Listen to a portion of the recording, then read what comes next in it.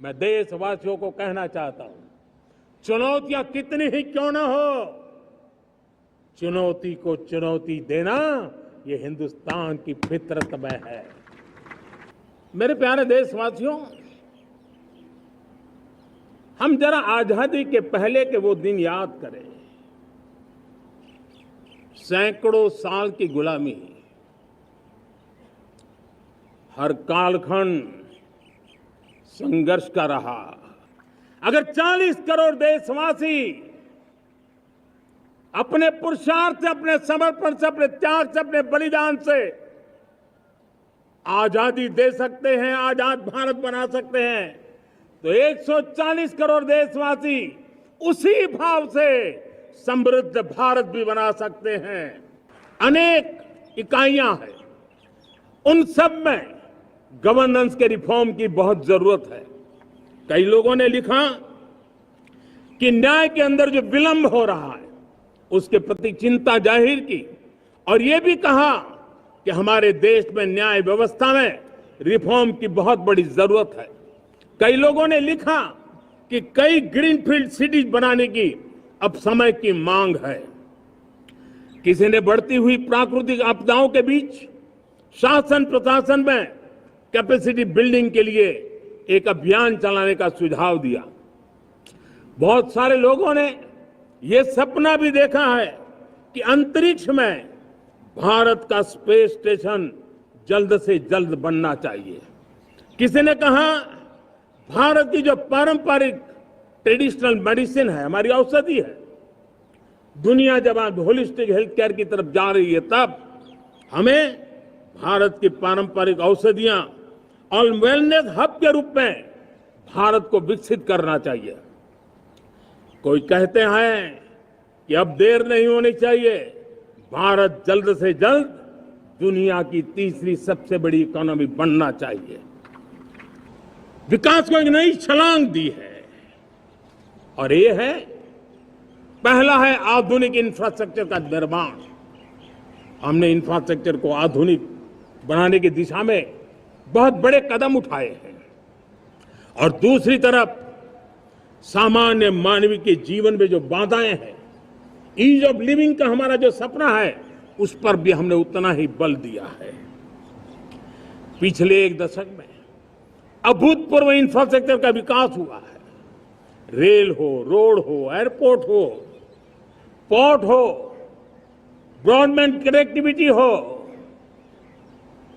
गांव गांव नए स्कूल बनाने की बात हो, जंगलों में स्कूल बनाने की बात हो, दूर सुदूर इलाकों में अस्पताल बनाने की बात हो, आरोग्य मंदिर बनाने की बात हो, मेडिकल कॉलेजों का काम हो, आयुष्मान आरोग्य मंदिरों का निर्माण चलता हो, 60,000 से ज्यादा अमृत सरोवर बने हो, 2 लाख पंचायतों तक ऑप्टिकल फाइबर नेटवर्क पहुंचा हो, नहरों का एक बहुत बड़ा जाल बिछाया जा रहा हो, 4 करोड़ पक्के घर बनना, गरीबों को एक नया आश्रय मिलना, 3 करोड़ नए घर बनाने के संकल्प के साथ आगे बढ़ने की हमारी कोशिश हो।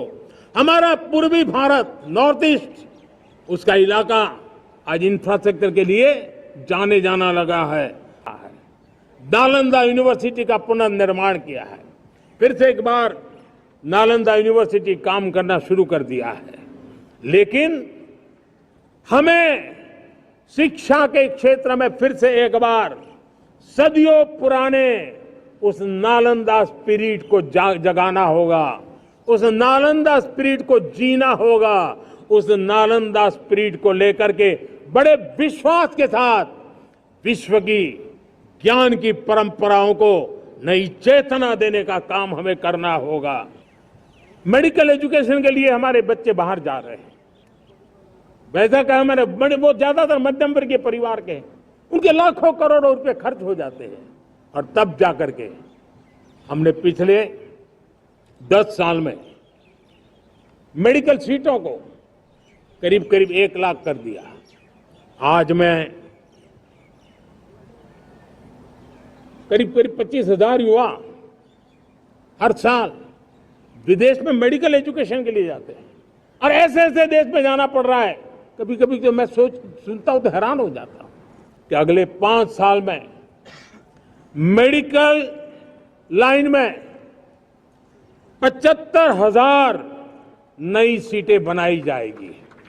गेमिंग की दुनिया में बहुत नई टैलेंट को लेकर के आ सकते हैं। विश्व के हर बच्चे को हमारे देश के बनी हुई गेमिंग की ओर आकर्षित कर सकते हैं। मैं चाहता हूं कि भारत के बच्चे, भारत के नौजवान, भारत के आईटी प्रोफेशनल्स, भारत के एआई के प्रोफेशनल्स, वे गेमिंग की दुनिया को लीड करें। खेलने में नहीं, गेमिंग की दुनिया में हमारे प्रोडक्ट पूरे विश्व में पहुंचने चाहिए और पूरी दुनिया में हमारे एनिमेटर्स काम कर सकते हैं। एनिमेशन की दुनिया में हम अपनी दाग जमा सकते हैं। हम उस दिशा में काम करें। मेरे प्यारे देशवासियों, आज विश्व के अंदर ग्लोबल वार्मिंग, क्लाइमेट चेंज हर क्षेत्र में चिंता और चर्चा का विषय रहता है। चुनौतियां हैं, अनगिनत चुनौतियां हैं। चुनौतियां भीतर भी हैं, चुनौतियां बाहर भी है। और जैसे जैसे हम ताकतवर बनेंगे, जैसे जैसे हमारा तवज्जो बढ़ेगा, तो चुनौतियां भी बढ़ने वाली है। बाहर की चुनौतियां और बढ़ने वाली है और मुझे उसका भली भांति अंदाज है। लेकिन मैं ऐसी शक्तियों को कहना चाहता हूं, भारत का विकास किसी के लिए संकट लेकर के नहीं आता, को ज्यादा मेहनत करनी पड़े। लेकिन फिर भी मैं देशवासियों को कहना चाहता हूं, चुनौतियां कितनी ही क्यों ना हो, चुनौती को चुनौती देना ये हिंदुस्तान की फितरत में है।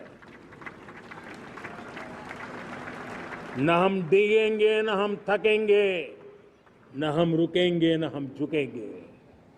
हम संकल्पों की पूर्ति के लिए 140 करोड़ देशवासियों का भाग्य बदलने के लिए, भाग्य सुनिश्चित करने के लिए, राष्ट्र के सपनों को साकार करने के लिए हम कोई कोर कसर नहीं छोड़ेंगे।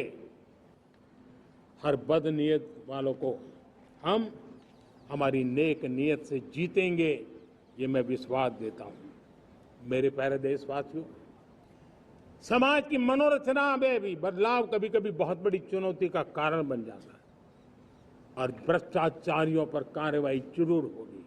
मैं भ्रष्टाचारियों के लिए भय का वातावरण पैदा करना चाहता हूं ताकि देश के सामान्य नागरिक को लूटने की जो परंपरा बनी है, उस परंपरा को मुझे रोकना है।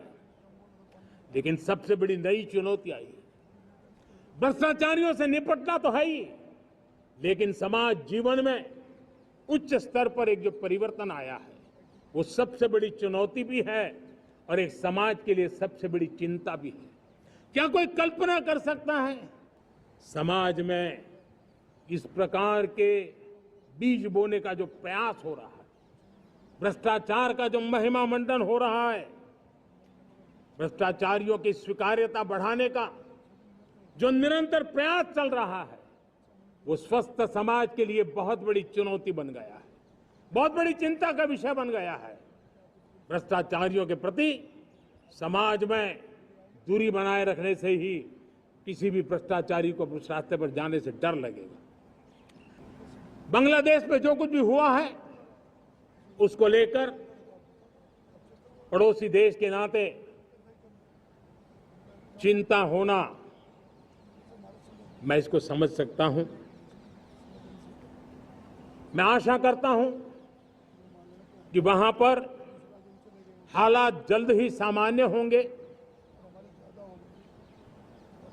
खास करके 140 करोड़ देशवासियों की चिंता कि वहां हिंदू, वहां के अल्पसंख्यक, उस समुदाय की सुरक्षा सुनिश्चित हो। भारत हमेशा चाहता है कि हमारे पड़ोसी देश सुख और शांति के मार्ग पर चले।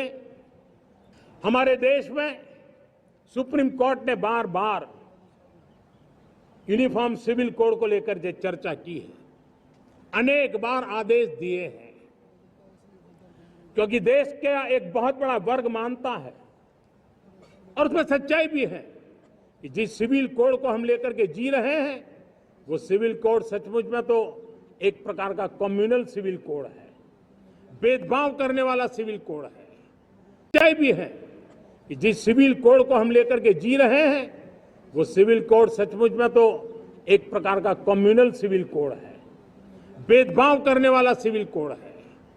ऐसे सिविल कोड से जब संविधान के 75 वर्ष मना रहे हैं और संविधान की भावना भी जो हमें कहती है करने के लिए, देश की सुप्रीम कोर्ट भी हमें कहती है करने के लिए, और तब जो संविधान निर्माताओं का सपना था उस सपने को पूरा करना हम सबका दायित्व है। और मैं मानता हूं इस गंभीर विषय पर देश में चर्चा हो, व्यापक चर्चा हो, हर कोई अपने विचारों को लेकर के आए और उन कानूनों को जो कानून धर्म के आधार पर देश को बांटते, जो ऊंच नीच का कारण बन जाते हैं, ऐसे कानूनों को आधुनिक समाज में कोई स्थान नहीं हो सकता है। और इसलिए हमने कम्युनल सिविल कोड में 75 साल बिताए हैं, अब हमें सेक्युलर सिविल कोड की तरफ जाना होगा और तब जाकर के देश में धर्म के आधार पर जो भेदभाव हो रहे हैं, सामान्य नागरिक को जो दूरी महसूस होती है, उससे हमें मुक्ति मिलेगी। मेरे प्यारे देशवासियों, जब मैं देश में एक चिंता हमेशा कहता हूं, परिवारवाद, जातिवाद भारत के लोकतंत्र को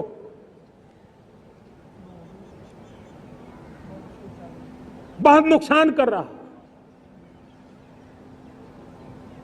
देश को, लोक राजनीति को हमें परिवारवाद और जातिवाद से मुक्ति दिलानी होगी। देश में राजनीतिक जीवन में जनप्रतिनिधि के रूप में 1 लाख ऐसे नौजवानों को आगे लाना चाहते हैं। शुरुआत में 1 लाख नौजवानों को आगे लाना चाहते हैं जिनके परिवार में किसी का भी कोई राजनीतिक बैकग्राउंड न हो, जिसके माता पिता भाई बहन चाचा मामा मामी कभी भी राजनीति में नहीं रहे, किसी भी पीढ़ी में नहीं रहे, ऐसे होनहार नौजवानों को फ्रेश ब्लड 1 लाख, चाहे वो पंचायत में आए, चाहे नगर पालिका में आए, चाहे जिला परिषदों में आए, चाहे विधानसभा में आए, लोकसभा में आए, 1 लाख नए नौजवान, कोई भी प्रकार का पूर्व का राजनीतिक इतिहास उनके परिवार का ना हो, ऐसे फ्रेश लोग राजनीति में आए ताकि जातिवाद से मुक्ति मिले, परिवारवाद से मुक्ति मिले, लोकतंत्र को समृद्धि मिले। और जरूरी नहीं है कि एक दल में जाए, उनको जो पसंद हो उस दल में जाए, उस दल में जाकर के वो जनप्रतिनिधि बन करके आगे आए। देश तय करके चले कि आने वाले दिनों में 1 लाख ऐसे नौजवान जो परिवार राजनीति से दूर दूर का संबंध नहीं है, ऐसे फ्रेश ब्लड आएंगे तो सोच भी नहीं आएगी, सामर्थ्य भी नहीं आएगा, लोकतंत्र समृद्ध होगा। और इसलिए हमें इस दिशा में आगे होना है। और मैं चाहूंगा कि देश ने बार बार चुनाव इस देश की प्रगति में रुकावट बन रहे हैं, गतिरोध पैदा कर रहे हैं। आज कोई भी योजना को चुनाव के साथ जोड़ देना आसान हो गया है, क्योंकि हर 3 महीने 6 महीने कहीं न कहीं चुनाव चल रहा है।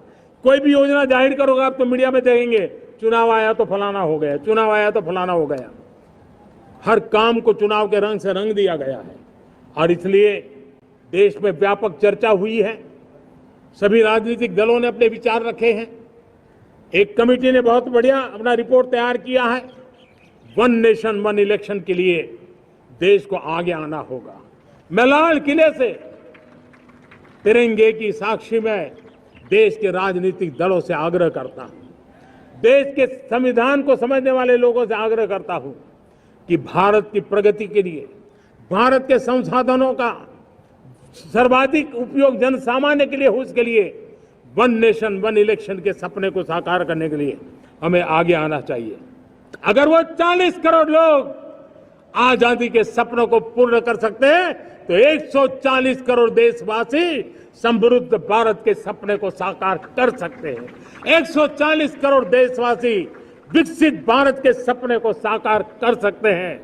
और मैंने पहले भी कहा था कि मेरे तीसरे टर्म में देश तीसरी इकोनॉमी तो बनेगा ही, लेकिन मैं 3 गुना काम करूंगा, 3 गुना तेज गति से काम करूंगा, 3 गुना व्यापकता से काम करूंगा, ताकि देश के लिए जो सपने हैं वो बहुत निकट में पूरे हो। और मैं आपको विश्वास दिलाता हूं, आपने मुझे जो दायित्व दिया है, मैं कोई कोर कसर नहीं छोड़ूंगा। मैं मेहनत में कभी पीछे नहीं रहूंगा, मैं साहस में कभी कतराता नहीं हूं, मैं चुनौतियों से कभी टकराते से डरता नहीं हूं। क्यों? क्योंकि मैं आपके लिए जीता हूं, मैं आपके भविष्य के लिए जीता हूं, मैं आप भारत माता के उज्जवल भविष्य के लिए जी रहा हूं। और उस सपनों को पूरा करने के लिए आज राष्ट्र ध्वज के छाया में, तिरंगे की छाया में दृढ़ संकल्प के साथ हम आगे बढ़े। इसी के साथ मेरे साथ बोलिए, भारत माता की।